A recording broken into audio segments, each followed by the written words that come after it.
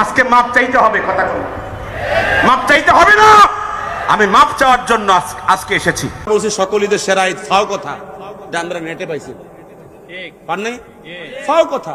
আমি আহ্বান করবো যারা এখনো আসো ফিরে আসো, কথা বলেন না কেন, ফিরে আসো, দরজা খোলা আছে। যেই দিন ঈদে মিলাদুন্নবী হবে সেই দিন ট্রাকে করে আল্লাহ রাসূলের প্রতি ভালোবাসা দেখানোর জন্য বের হয়েছে আর বলছে ইয়া নবী সালাম আলাইকা, বলে না? অথচ এই বাক্যের মধ্যে যে আল্লাহ রাসূলের অপমান হয় সেটা কিন্তু আমাদের এই ভাই জানে না। আমি তাদেরকে বলতে চাই, হে ভাই, তোমরা যারা ইয়া নবী সালাম আলাইকা পড়ো তারা একবার আল্লাহ তার রাসূলকে কিভাবে ডেকেছে একবার তো দেখো, সারা কোরআন একবার তো খুলে দেখো।